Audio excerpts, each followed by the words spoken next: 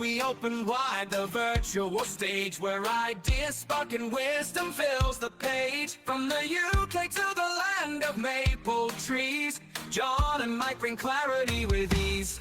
We're building meetings, webinars with might, helping you shine, your message taking flight. Whether you're new or you've done this before, Lord Zoom Live will help you do much more. We're building meetings, webinars with might, helping you shine, your message taking flight. Whether you're new or you've done this before, Lord Zoom Live will help you do much more. Thank you for joining us, we're glad you're here. Together we grow, it's loud and clear. On Zoom we connect, we learn, we grow. Welcome my friend, enjoy the show.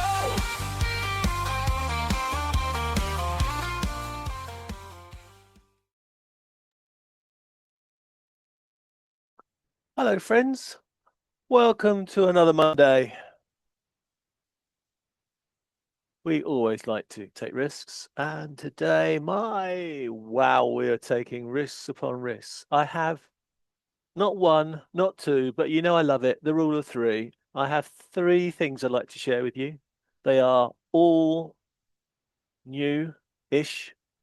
I would consider them all just beyond beta or maybe in beta stages, but they're all interesting for three different reasons, because we want to make your shows interactive and powerful, and I've got three little tools which may add some spice and some excitement to your shows. Notwithstanding the fact that we are constantly refreshing our backup machines to find out where this new version of Zoom is. 6.7 is on its way out, and all we get now is 7. I'm not really quite sure. Let's check with Mike. Mike, can I ask you, is it there? Is it coming? What's the story? Hello, everyone. Welcome. Glad to be here. So when it comes to 7.0, hopefully by the time you actually see this video, it has been launched, but yet to be determined.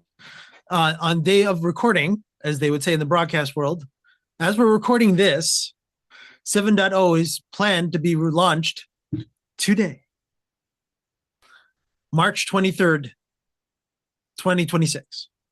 What does that mean? Means it'll be tomorrow. It might be tomorrow. We shall see. But yes, 7.0 is, yeah, John's still looking. Yeah.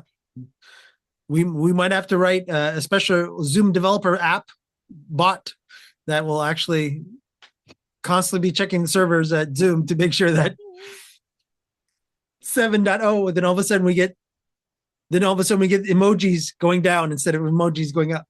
Then all of a sudden we can make sure that we're all pretty, and then we can do yay. Hey, ChatGPT, we need to write an app again. Oh, yeah. Wonderful. But that's what I've heard so far with 7.0. Over to your tools. 7. 7. Yeah, no 6, just 7. Thanks, Mike. Got to be nice to Mike today, because I've got a tool that might make him redundant. Does that sound worrying? Let's start with that, shall we? Mike hasn't seen this yet, because he was in bed when I wrote the app. But for some reason, I woke up at 3 a.m. That's 3 a.m. my local time. So I'd had 2.5 hours sleep. And my brain said, John, I know. Let's make Production Studio controllable with a StreamDeck. Who was I to argue? So, for alternative versions, and 3 hours later, we posted an app that works. Would you like to see it? Of course you would. Mike would like to see it.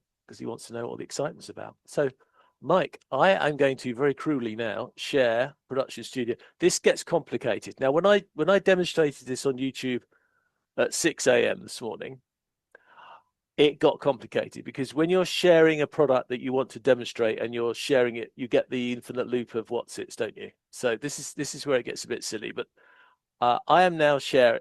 No, let's get this right. Mike, for me, has shared me and the app.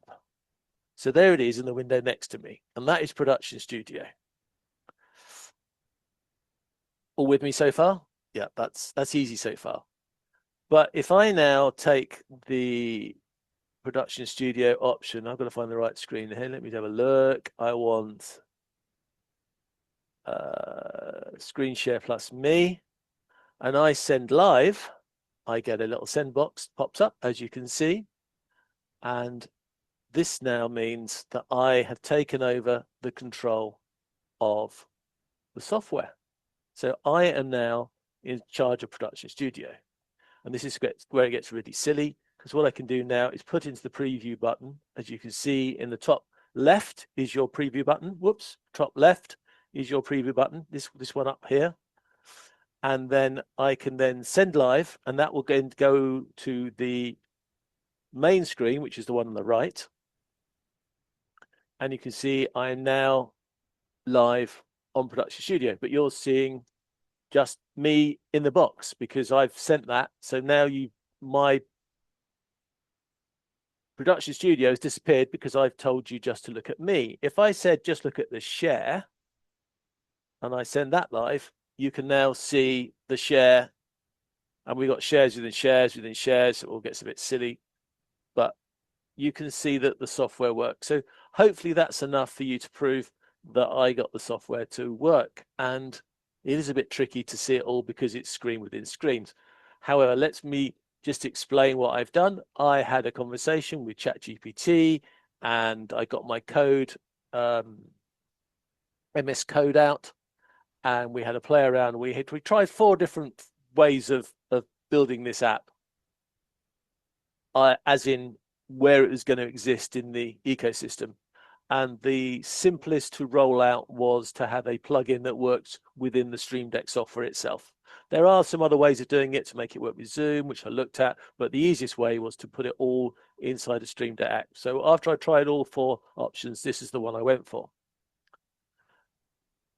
And that then gave me a StreamDeck app, which allows me to control this Production Studio, except of course that Zoom don't give us any way of controlling Production Studio. You have to look down and you have to move your mouse around and you have to find the screens you want and you click them, so then let's in the preview and then you make them go live.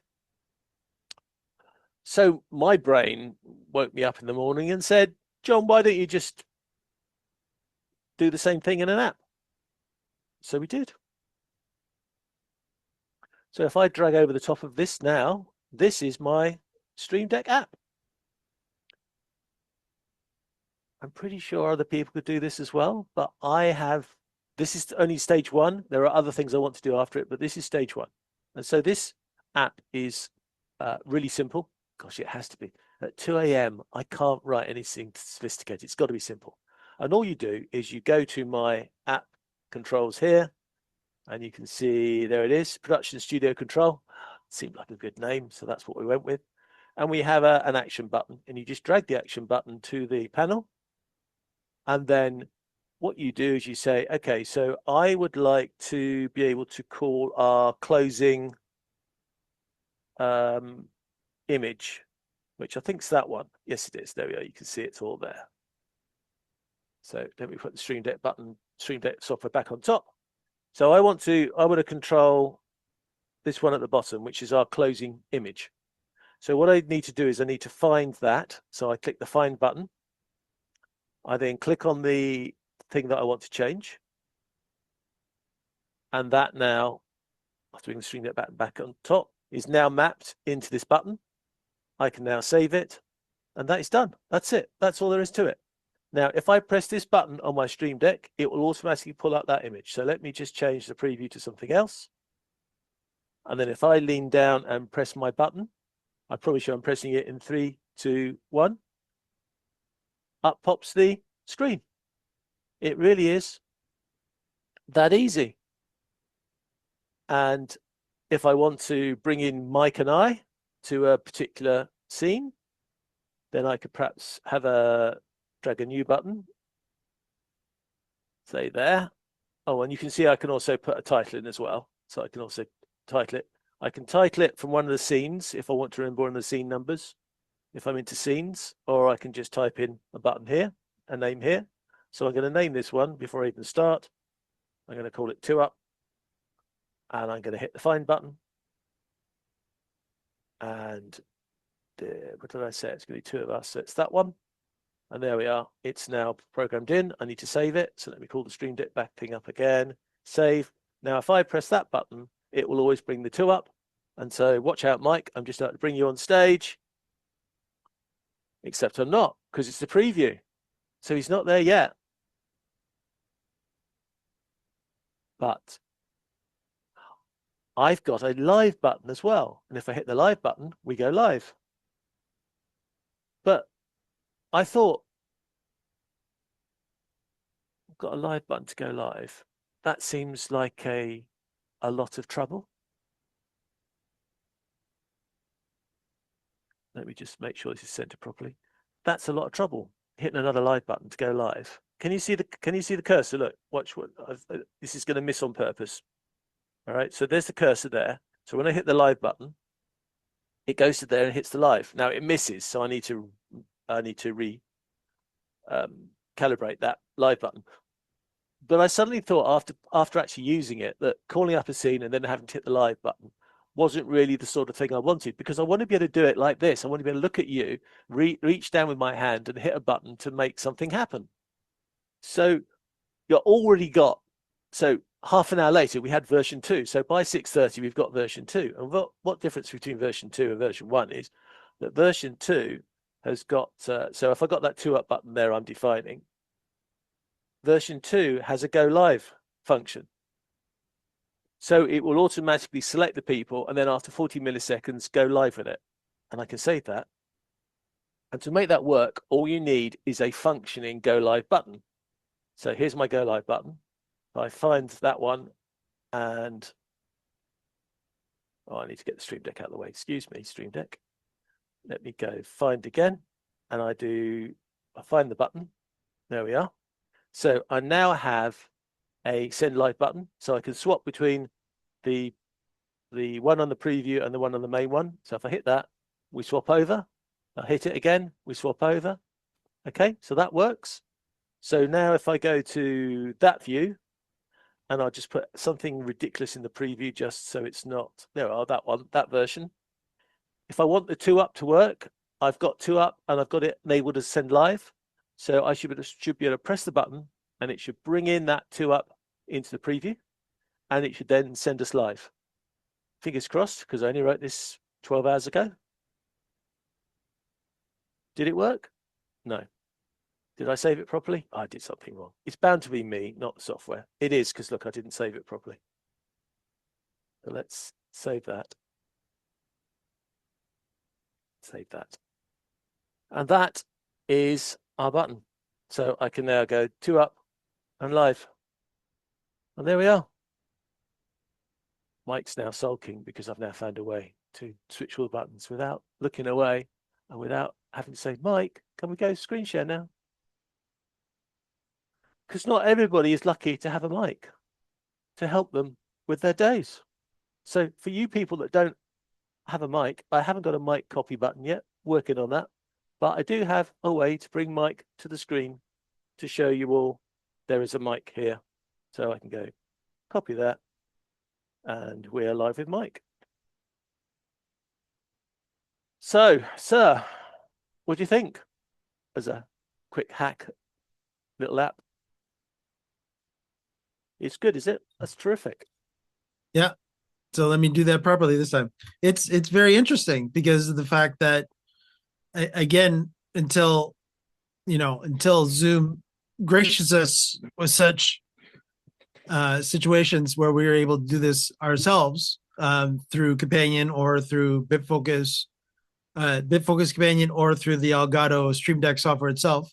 In this case, Johnny right now has made this through the actual StreamDeck software itself. So it is officially, what is their term, John? Plugin, add-on? What do they call their? I think I know Companion is module, so I know that it's not module. I don't think. No, I think they call it a marketplace, like Zoom do. So they have a Elgato marketplace, and I think they call them plugins. And so I can publish this as a private app. I can bundle it all up, and people can download it, install it. But I'll also start the process now with Elgato to try and publish it on their marketplace. And one little extra that I didn't mention was that this app is just doing screen clicks. Yeah. So what I tried, and it actually works really well, is I'm doing a screen share at the moment because obviously that's how I'm sharing all this stuff. So I have the screen share bar out on my computer. So what I did was I did a button to do the press where you can pause the screen share. So I've got a button. I've now moved my toolbar, so I'll have to realign it again. But I have a button. I have the opportunity now to have a button, which when pressed will pause my screen share, which means it will freeze this screen. So you'll still hear me, but Mike and I would just freeze. So we've frozen now. You can see. I can't see it, but you can see it that it's now frozen.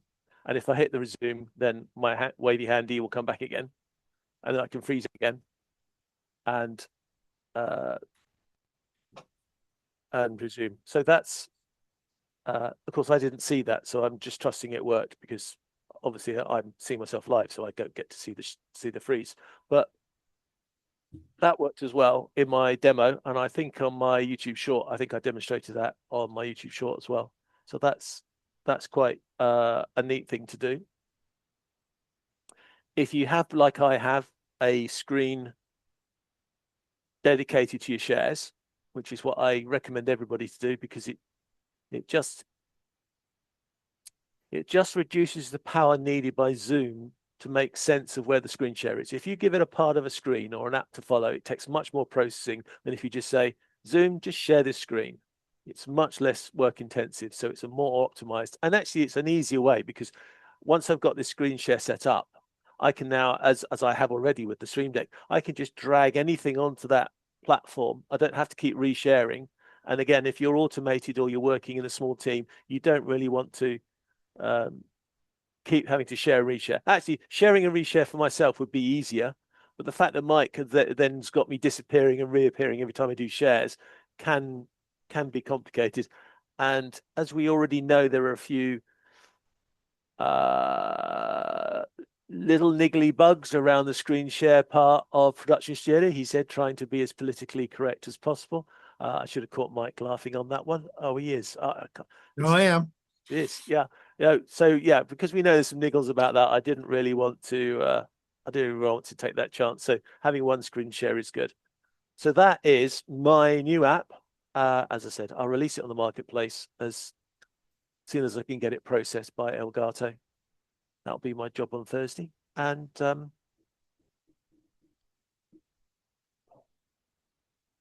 really want to explain what other upgrades I'm going to do. I'd rather just make them work and then show them to you. I don't like this idea of pre-announcing stuff all the time. Zoom, please don't do it so much. If I'm a corporate, it's nice to know what's happening in 3 or 4 months' time. If I'm a small business and I'm working day to day, promising me something until it comes out, like new version of Zoom, is not very useful to me. I need stuff that I can use today. So I don't really want to know what tomorrow is. I just want to have tomorrow happen and see what's there. So a little niggle with Zoom, but I understand why they do it the way they do it. It just doesn't work for me personally. And that is our product number 1 for the day. So just wanting to see if I can bathe in some glory. Mike, what's your summary of our new little app here? And by the way, I will get you a copy. I'm going to take Production Studio back. And then we're now back. So you'll actually see us both on the screen now. So I find it very intriguing. I look forward to playing with it to see if I can break it. And then I know who to talk to when I broke it and why. So it should be interesting to see how far we can actually go with this too. And I'm actually, as you were talking about, that it is a clickable space on the screen, pretty much is what you made. That vMix also comes into my mind too. Yeah, it's vMix interface. Thank you, and also thank you for missing the obvious criticism of this app. No, he's not got any idea. Okay. No, the only thing I can think of is that you have to make sure that Production Studio is full screen and in the same spot all the time. Yes. Okay. Yes. If you want to reprogram, it's clicking on a particular part of the screen. So if you want it to be consistent, then you need to consistently put the app in the same place.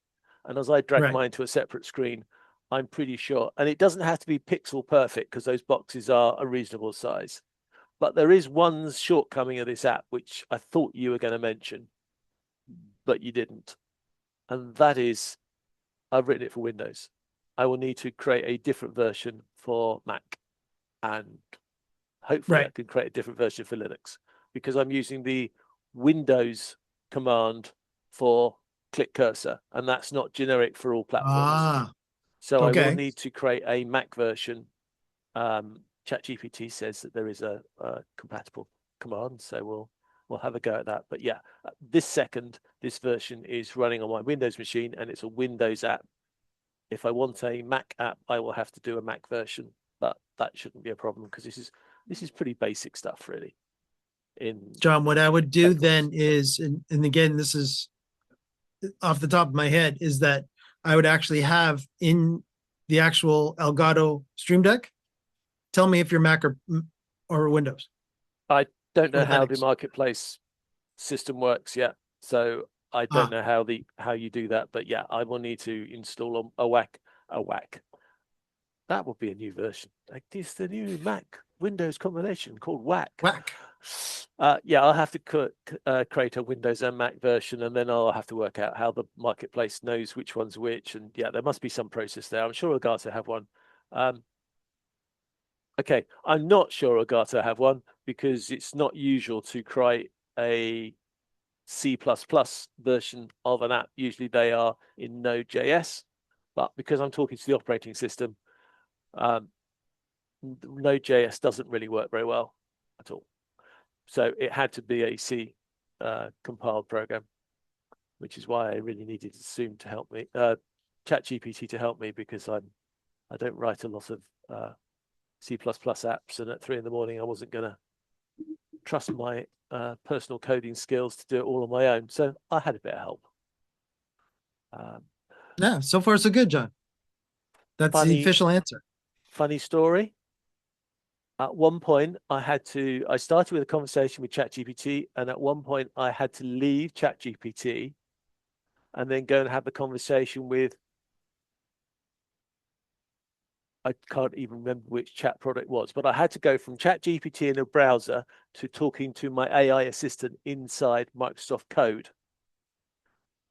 So what I had to do, and this is a good takeaway for all of you if you're playing around with AI bots, I asked my ChatGPT, who had helped me build the first bit, I asked it to give me a markdown summary of what we had done, so I could take that knowledge and then give it to my chatbot inside Code. So Code knew what we'd done before. It had a sort of briefing.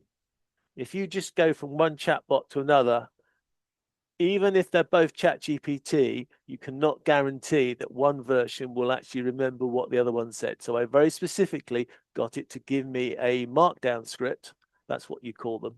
I don't know why, but anyway, what you come out with is a formatted document from the chat product, which summarizes in categories which they all understand what we had done and how we had done it and why we had done it, etc., so that I got all the context into my coding product so I could continue coding. And that way I had no forgetfulness between the two conversations. I don't know, Mike, have you ever got involved in that sort of, well, your big organization, I suppose you get a chance to delegate such complicated things to your team, can't you? I can, yes. But when it comes to, again, the markdown file that you're talking about, that was an excellent idea of being able to, again, import that over into VS Code that Johnny's using. So when he was actually developing the actual code itself. So yeah, that was definitely not a bad idea. Did you know when you mean complicated in the regards of because you compiled it in C, John? Or I had the conversation and we had made the first version of the code before I installed it into the compiler. So we had played around with the design ideas and we had the basic code to prove that I could, do the point and click and stuff. And right. Then we loaded that code into the code. I then took the markdown thing and then I said to the new chatbot, look, we've just started writing this piece of code, so it knew it was there. And here's the background to how we created it. And then I uploaded the file that the other chap had just given me. And it was then able to just, it just went away. It read the stuff, it read the code. And after that, didn't really have any problems at all. It knew all the context and I was able to carry on the conversation. I do a lot of work on AI. In fact, I think there's a show coming up on it. Surprise, surprise. Next week, I think. Next week's April. Next week is April. Yeah, next week we start a new AI show as well. Well, I start a new AI show. I'm not going to drag poor Mike into the world of AI. He's not until he wants to add AI to his cameras. I think he's got enough to do than that. Okay, well, thank you, Mike, for your great comments, and of course. I'm relieved that you like it. So let's look at app number 2, which again, number 2 has been around for some while, but it's got to the point now where I almost trust it. I say almost because you'll see the issues I had. So let me drag onto the screen for Mike to share because he hasn't got the app. He'll have to click his mouse. Here it is. This is me in Nvidia Broadcast. And the question is it any good? Is it any use? We will now pick it apart and discuss. Well, the first thing is it's as fat as it. Oh no, I can make it fatter. There we are. Oh look, if I make it really fat, I get the menus on the left-hand side as well. Wow, that's almost a feature. And can you see how? Well, that's not bad. Can you see how there's a delay between my voice making a noise and the video? But it's not that big a delay, Mike. It's not far behind, is it? Not that far behind, no. But again, it's because of the fact of Nvidia's doing stuff to your video. It is doing stuff. And if you can see the GPU utilization, which is the one thing I'm concerned about, because I have a, how many gig? I can't remember now. I don't pay the bills. I just buy the stuff. What have I got? I got a 24 gig graphics card in here. So that means I've got a 4080. So I've got the top of the range 4000 series card. So I'm a generation behind. But that's going to be with all respect to the streamers and everybody else out there, that's going to be on the high side compared to a lot of people out there. And you can see the utilization is okay at the moment, but I have noticed now and again it making a complaint that there was high utilization. However, at the moment we are running, let's have a look around all our screens. We've got a browser with one tab. We've got the StreamDeck plugin. We've got our code running, or we can close that. We don't need our code running for now. We've got our other app, which we're going to show off in a little while. And this program. And then we've got a Insta360 link controller because we're using an Insta360 camera just to make it a bit more complicated. And that's it. So I'm going to so let's have a look at this app then. And I'm going to show you that obviously I've got some effects. So I'm going to go naked in Zoom, because as you can see, I've got a background at the moment appearing. So I'm going to turn that off. So there we are. I am now naked in Zoom. And what I mean by that is I have got all of the effects and special things off, as he said, as he turns them all off. Right, okay, so I now have all the options turned off. So we now are into the camera, into Nvidia Broadcast down there, into Zoom with no changes, and out to you, my audience. So everything we do in here now will be the fault or the benefit of Nvidia. And yes, I know the door's there, Mike, and he kept telling me to move it, but I put it there on purpose. So we will have a look at the options very simply from the top downwards. The first one is a virtual background. So if I click that, it goes black because I've got no virtual background set. We can see the green slightly through the chair, which is normal because that chair grill is really fine. And I don't find that any apps are really perfect at getting rid of it. In fact, as I move it around, you can see moire, I think it's the technical term, of distortion. That's the other reason why I'm wearing this shirt as well, because I wanted to check whether this NVIDIA was going to cause distortion. And again, it seems to slightly, Mike, does it? Is it not there, or is it me? Is there a slight funny effects on my shirt? Slight funny effect on the shirt, yes. Okay. Sorry, that wasn't a very technical term, but I'm glad you backed me up on it. So thank you. Yes. Yeah. So definitely there's definitely the GPU is not entirely thrilled with that shirt. Yes. No. So that's also a good learning thing as well, is certain shirts or certain blouses or certain tops are not great to be on broadcast television nor Zoom. Yep, I agree with that totally. Although after saying that, if you turn off all the effects, this shirt usually looks quite good. Yeah.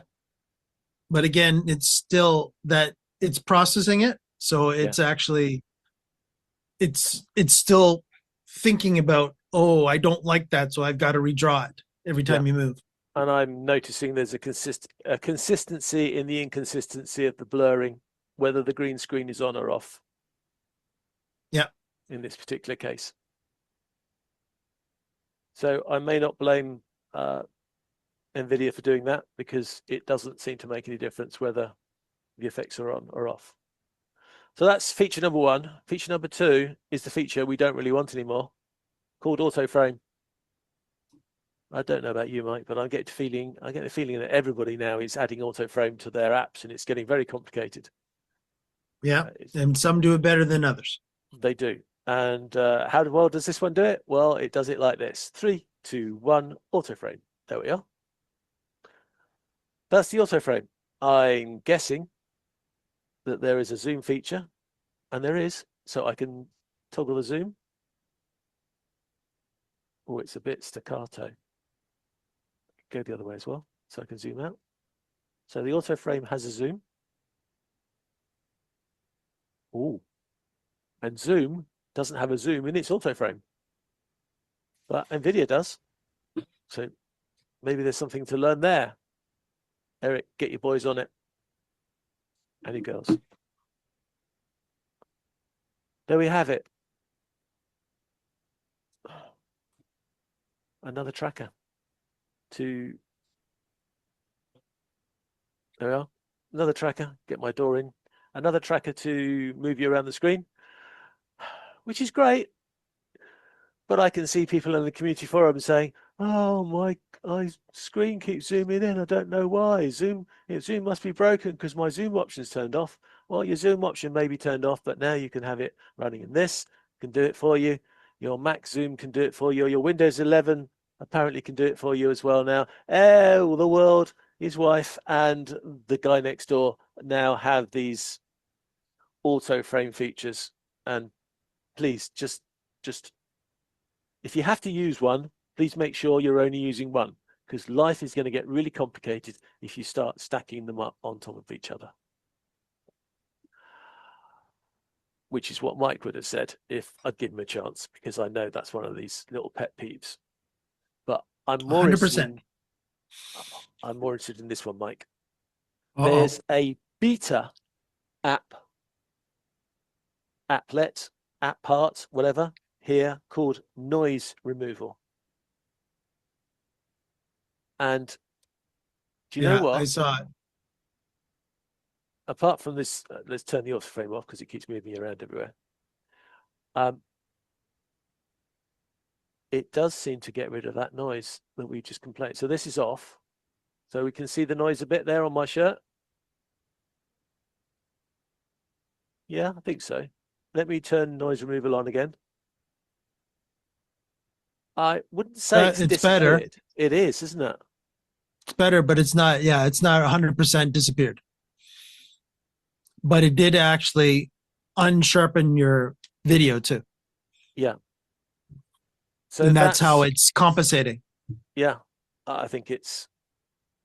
It says it's reduced video noise typically found in low light conditions. I don't know. I would say I'm probably a medium light condition at the moment. I've got a ring light blasting at a white wall to give me a big fill rather than coming back at me, which is why you can't see it very easily in my glasses, because as I said, I'm just filling the wall now with lots of white light. I've got my green screen up quite high. There's a long tube light above my green screen. So if I have my green screen down a bit, I can get the light spill behind me a little bit, which helps just catch the back of the head and the shoulders, which allows the software to get me off the green screen and more easily with a bit of light behind me. So it's doing a job up there and bouncing off the ceiling, etc. So I don't think I'm that dark in this studio area, but I'm not bright. And the noise removal, well, you can see it's not making a horrendous difference, but as Mike beautifully described, it is helping a bit. And the next feature is the one which is probably the only feature I would probably like, and it's the eye contact feature. Now, this is where life gets spooky, because I believe that if I just keep looking into the camera all the time for the next hour, you're probably going to be quite freaked out. And I do feel that normal people don't do this all the time. Not being a normal person, I've had to learn that rather than instinctively know that. But if you stare in the camera all the time, you are going to freak people out. And usually I will consciously look away like that when I'm thinking about things, so that I can then bring back the eye contact, and I've broken it up a bit, which is fine until you get a product like this, because this is going to freeze my eyes. Now, I'm now looking down there at myself on my other screen, and I can see that my eyeballs are still pointing in that direction to you, the viewer. Okay, so I'm looking there. I'm going to look further away. I'm going to find out when the eye contact thing breaks. So, Mike, can you tell me when it breaks? Did it break just then? It's having a tough time there. It's making your eye wiggle at that point. Oh, I like wiggly eyes. Yes, I can see. I'm just looking at the corner of my eye, and I can It's see it's getting to the point where it's like it's starting to spasm a little bit. Yeah. So I would need to consciously look quite a long way off the screen to do something to break its cycle. Otherwise, I'm going to look like somebody with an eye infection. Okay. Yes, and on top of that too, your glasses, because when your left eye, as you kept turning, the glasses started to cover the eye. It did not know what to do with that one anymore. Interesting. Interesting. But I'm pretty sure this is not the only app now that's bringing out this eye looking feature, because we've got this problem where we're all looking into the camera and we all want to read a teleprompter, and even a teleprompter will work to a degree, but I'm only 75 centimeters, 2 feet away from my camera. I'm in a small studio, and so I only need to look a very small distance away to read a teleprompter, and I'm moving quite an angle away from that camera. So my eye, if I turn the eye tracker, if I put my mouse over the eye tracker, so I can turn it on and off. So if I turn it off, if I look to what I would expect teleprompter size to be, so I'll be looking to there and I'll be reading like that. I'm pretty sure that you can see my eye moving around, Mike, can't you? Yes, slightly, but yes. And I'm only reading a teleprompter. So and if I look at that screen there, then I mean it's obvious I'm looking away, isn't it? Yeah. You can tell that you're looking to the side now. Yeah. And I know in some of my videos you can see my eyes going dot, dot, dot, dot, dot, because I'm just glancing over at something and then carrying on a conversation, which I don't think's very good. I don't think it works very well. Because if you're going to keep eye contact, you need to keep eye contact. If you keep eye contact, you keep glancing around, then it's worse than looking at somebody, because it makes me looking more freaked out. So where does that put me on this eye tracking program? Frankly, I need to add it to my StreamDeck. If I was going to use this, I want to be able to turn it on and off. I don't think I would want it running all the time. Yeah, that's fair. I like it. I like the concept of it. If you've got a teleprompter and you're looking towards the screen, but you just want to make sure your eyes really are looking at the screen because you're reading around, then I think when you're in this small environment where a small glance in one side or the other is a big eye angle change, you lose the contact. So personally, I could see me using this app in this small studio. I don't think I would use it in my big studio. In my big studio where everything's further apart and I've got bigger screens further away, I don't think I would use it. Yes, I know what you're thinking. You're thinking big screens further away, John. What's the difference? Big screens further away than small screens close up? And that's a good question. And it's a bit complicated to answer.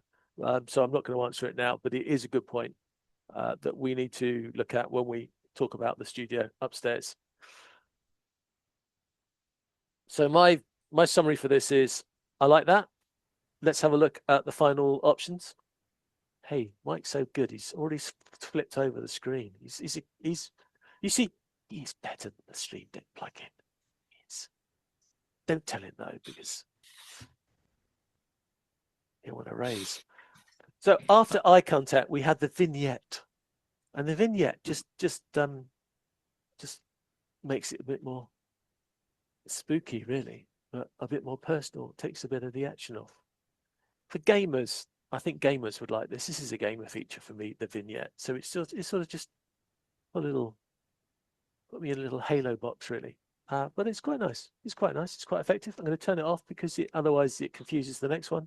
Is the virtual key light. So this is, I think, trying to compensate. If you haven't got a nice, good key light at the front lighting you up, then this is the polite way of saying, let's make you look better. Of course, it's going to do nothing much for me because my main light source now is in front of me is effectively a key light. So it's not going to make too much of a difference for me.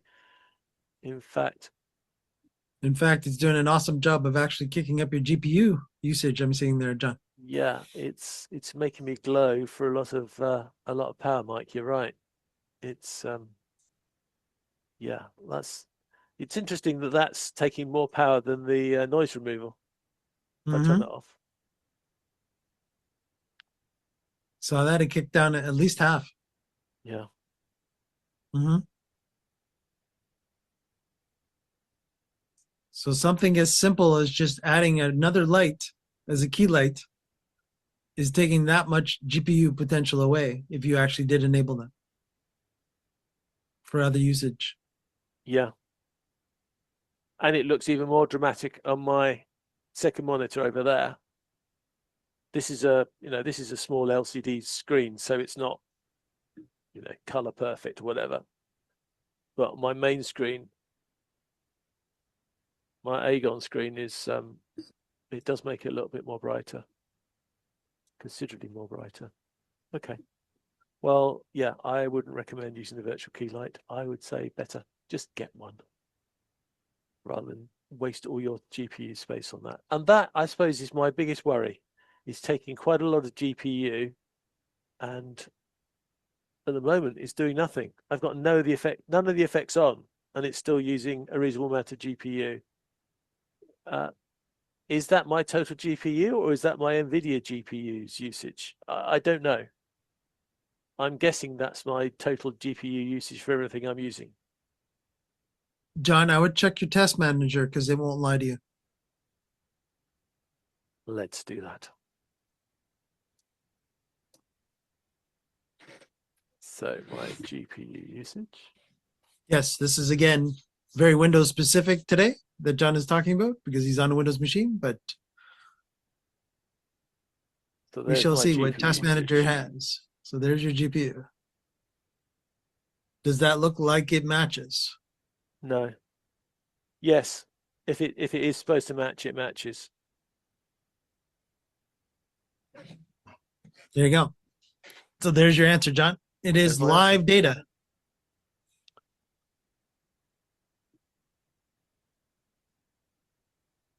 My conclusion is the eye tracking is probably for me the only thing that I would really think of using. Quite frankly, because in my world, I've got I don't know, the auto frame zoom, that is better. But then of course if my camera could zoom, if I could control my camera to zoom properly, which I can if I could be bothered to pull the app out and control it, I would probably work on my zoom on my camera. Right. But Yeah. John, always take into consideration too that zoom will be a digital zoom on your camera. So it is best to make sure that your camera is properly framed as much as possible if the camera has the capabilities in it before actually enhancing any additional hardware or software to enhance what you're currently already bringing in at this point. Yeah. Yeah. Yeah. You are, yeah, that fits in with what I was going to say, because I was going to say that this Nvidia software is really neat, but if you set yourself up properly, then there's almost nothing on here that you need because you should be set up properly. And you've just said exactly the same thing from a different angle, that if your camera is set up properly, you shouldn't need to edit it either. So terrific. That is Nvidia Broadcast, a neat little tool if you need it. But I think there's probably better ways, like getting a decent light, putting your camera in the right position, that are going to make things easier. The framing, auto framing, quite nice, but then I've got that available in all my other apps as well. So all I've done is got another auto framing option. The eye thing, that could be useful, but I'd be worried if you used it all the time that it looks like you're just staring blankly into somebody's face. And I know from my dating experience that that's not a good move. And if it's not a good move in dating, it's probably not a good move on YouTube either. But there may be times when having that option would be useful. It's free if you've got the right graphics card. it works.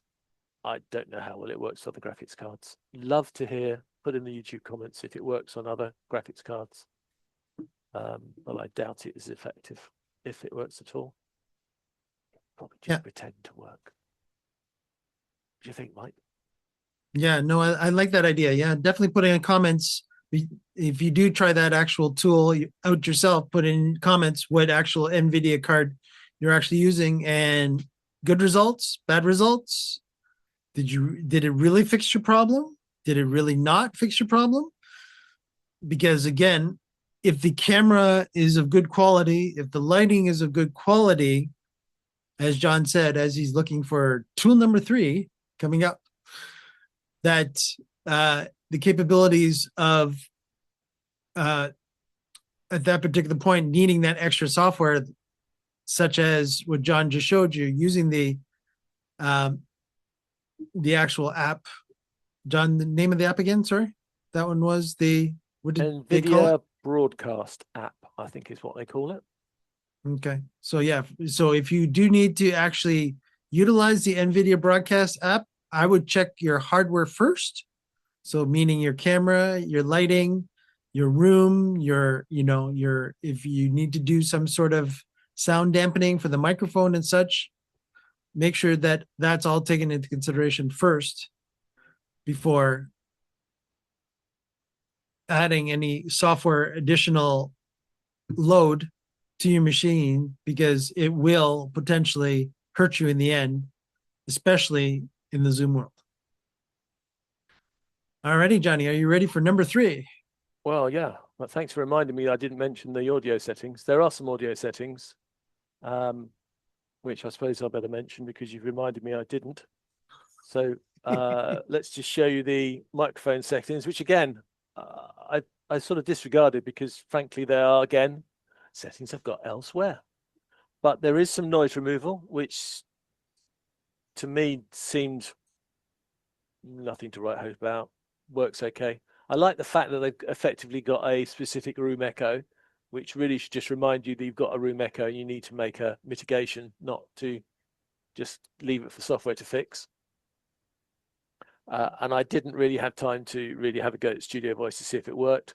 But they've got noise removal on the speakers, which I thought was quite neat. So that's something I hadn't thought of before, that you're going to take noise removal on your output that's coming to you and room echo as well. And it's got some nice little animations, because I know Mike likes his animations for his audio. All sound guys do, and I must admit I do as well. Got to have the visuals. Yeah. Nothing happening unless I see it. But there's one feature here that doesn't work. There's a feature here called air conditioning. I've tried turning my air conditioning up. It didn't control my air conditioning at all. So I have a feeling that's probably noise removal for air conditioning and not to control your air conditioning. I apologize for making a mistake, Nvidia, when I first looked at that feature. But that's the audio sides of it. Yeah. In most cases, you're going to have these options elsewhere. So Nvidia, thanks for bringing them to our attention, but let's have a look at the other app. Gonna tease you now. Gonna tease you. There is a new app which we'll be looking at our Friday show because it is more applicable, but I wanted to mention it on these threesome because firstly, I like the rule of 3. And secondly, I wanted to tease people to see if they would turn up on the Friday show to see this. Anyhow, this again is a product that's been around for a while, but I get the feeling it's starting to get to the point where people might want to use it. It is called Meld Studio, and it is a competitor, replacement, whatever you want to call it, for OBS. It is currently free. I say currently free because I've noticed quite a few other people have described it as currently free. So I think there is some user skepticism that it will stay free forever and maybe there'll be a paid version. Companies have to make money. We have to expect that they will have to find some way to make revenue. So maybe it will be charged for in the future. Maybe there'll be a free version and a paid version. We just don't know. But it is quite a neat app. And it's written more for the gamers and the streamers. That's definitely its market. But I think I'd like to know what the long-term future is for whether it's paid or free, really, before I jumped into it fully. But I must say that it is a lot neater. There is advantages in having a free product like OBS because people who don't have any finances can take a tool and play with that and get started. But the downside is it's community driven, and therefore it's sometimes more difficult to make a coherent product. People will write plugins to do specific jobs, and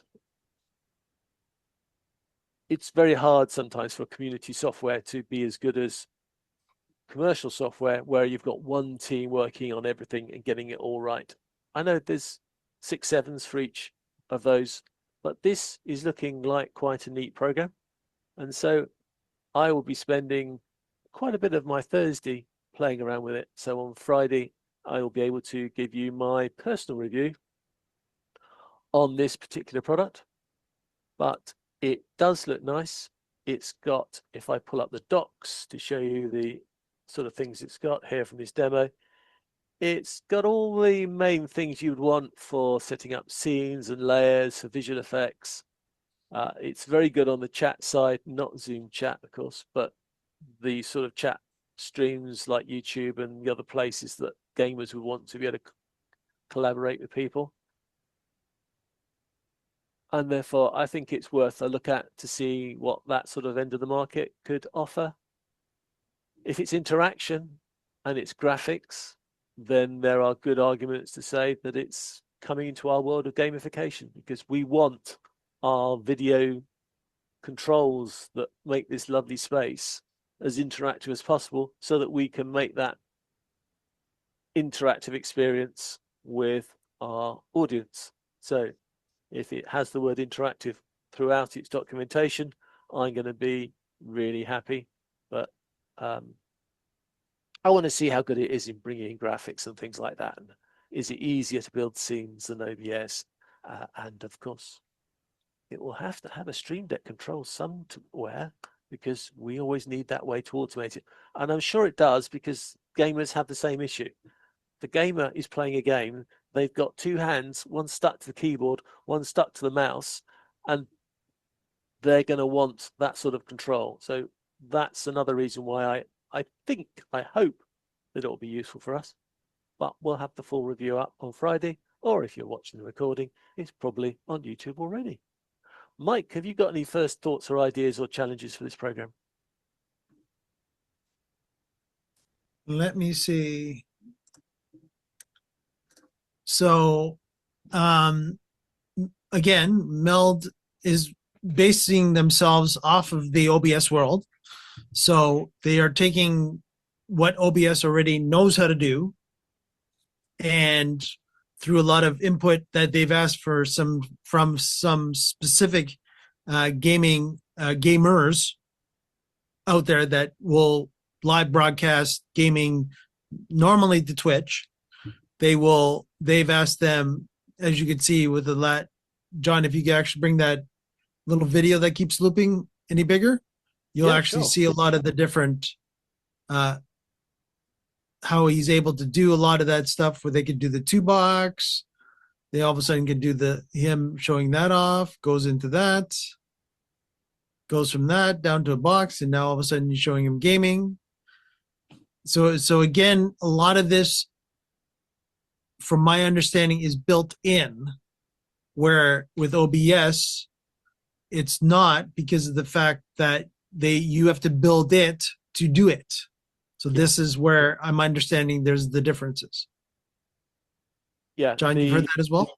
Well, on OBS, I had to install a separate app that somebody had written to give me the flowing transitions, which is showing on that demo. So if those transitions are fluid like they seem, and they're built into the core product, then that's a big tick box for me, because I want my screen to flow. I can't think of a better word. Right. Yeah, again, you want I it to I be don't want cuts. professional looking in the Yeah. regards of you don't want it to be choppy or such, where this brings it up quite a bit. Now, again, guaranteed, as we were talking about with John earlier with the GPU, will this take a little more taxing on the GPU? Probably, but we'll find out this week, John, when you're playing with it.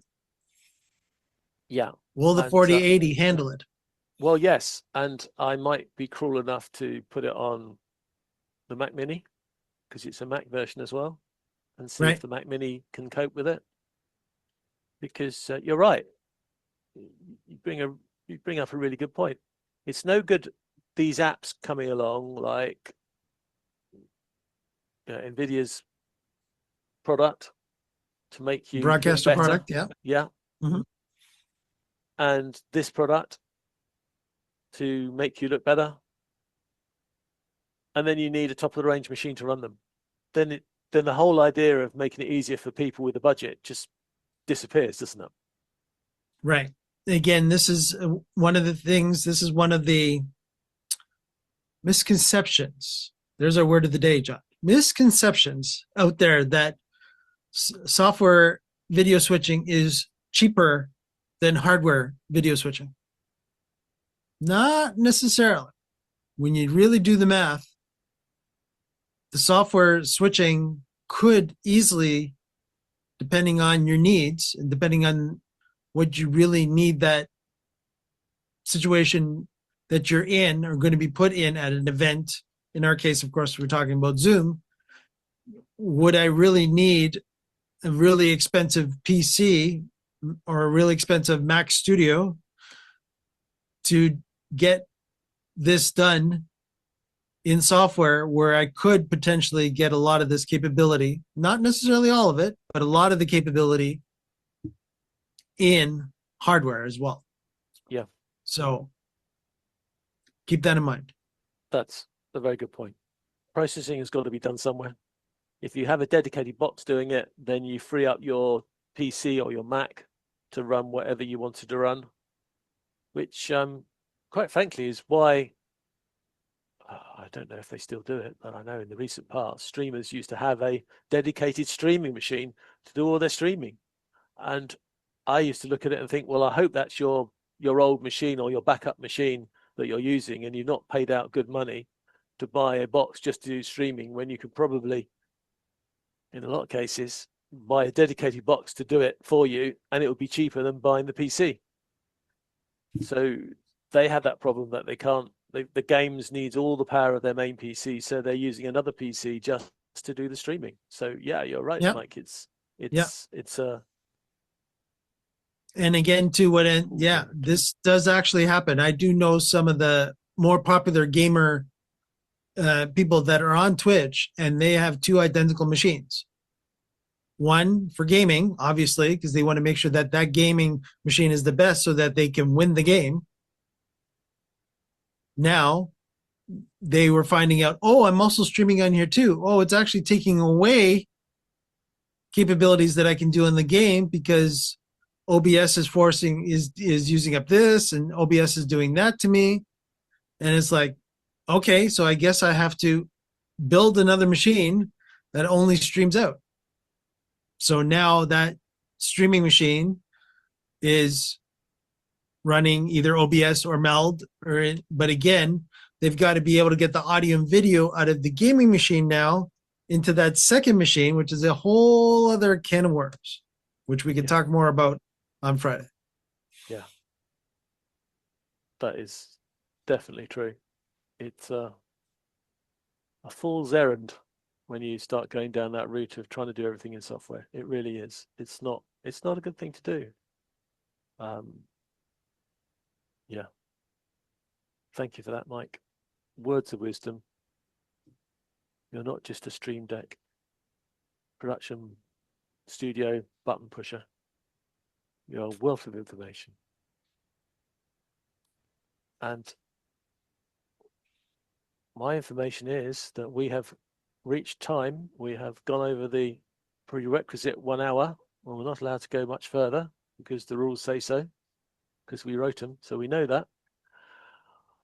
We can't take up your entire evening with our deliberations. We need to let you do real useful things. Now you have the knowledge from us. So in summary, I got a really hot software and I thought I'd just show it off to you. And I think it opens the doors to a whole new idea of doing stuff. And what amazes me is actually the concept is really simple, but then that's what comes with knowledge, isn't it? It's finding these simple ways to do things.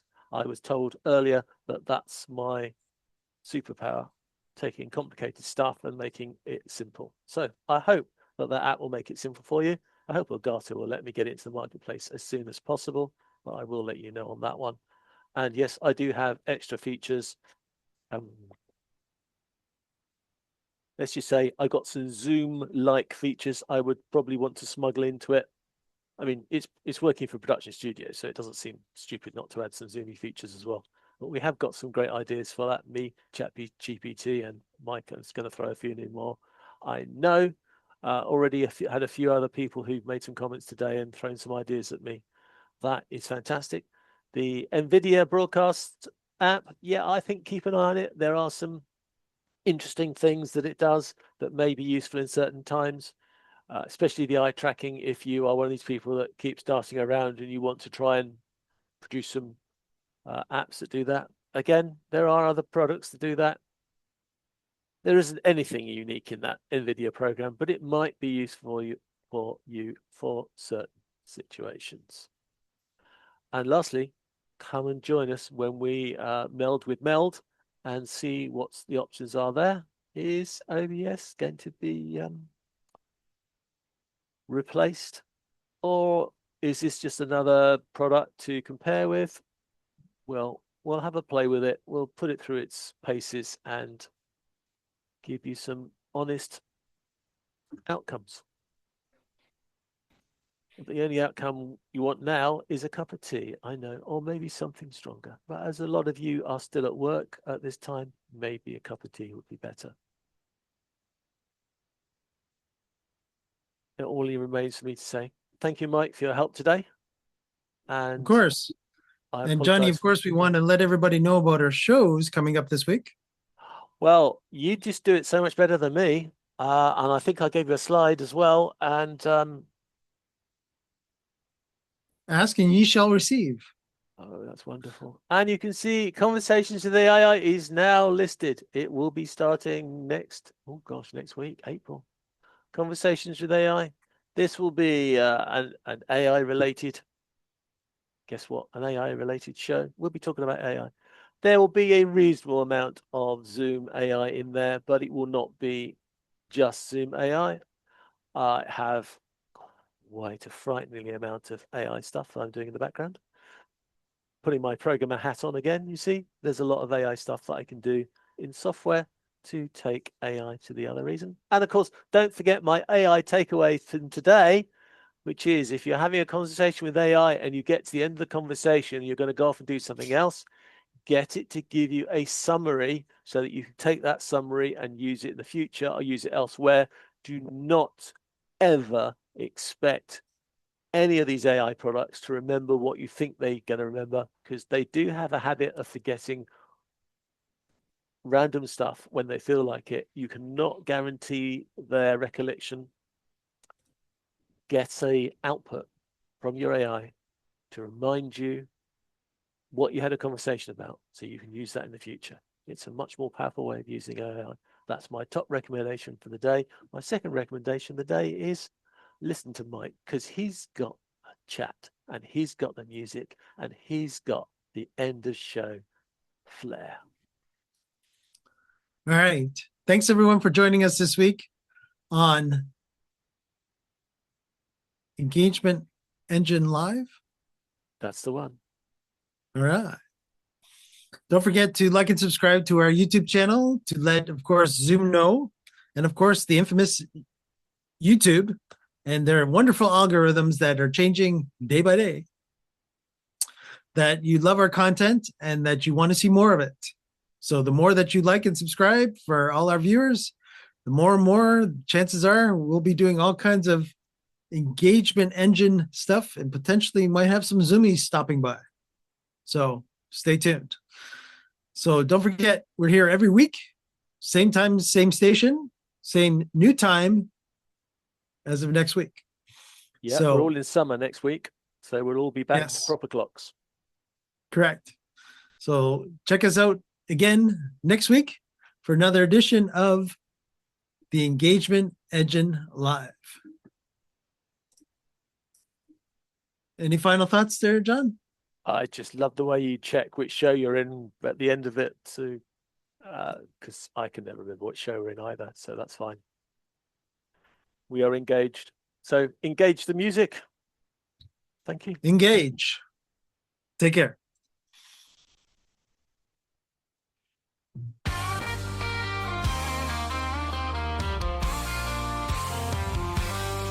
Every week we open wide the virtual stage where ideas spark and wisdom fills the page. From the UK to the land of maple trees, John and Mike bring clarity with ease. We're building meetings, webinars with might, helping you shine your message, taking flight. Whether you're new or you've done this before, Lord Zoom Live will help you do much more. We're building meetings, webinars with might, helping you shine your message, taking flight. Whether you're new or you've done this before, Lord Zoom Live will help you do much more. Thank you for joining us, we're glad you're here. Together we grow, it's loud and clear. On Zoom we connect, we learn, we grow. Welcome my friend, enjoy the show.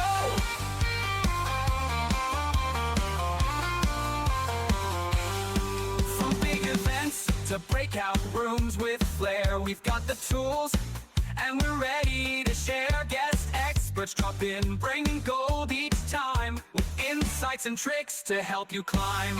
Can't make it live?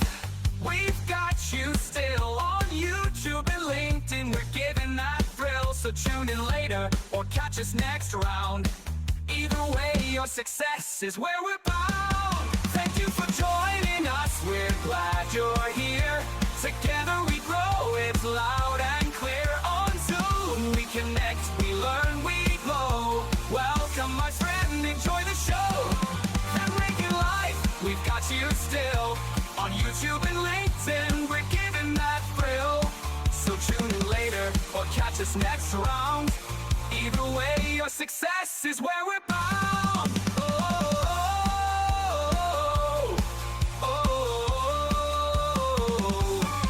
Now take the spotlight, the stage is yours. Bring your message through virtual doors. Each week we gather, and now you know you're not alone, so let it flow. Thank you for joining us, now go and shine. Share what you've learned, your voice, your time. With Lord Zoom Live, your power will grow. It's time to build your own show.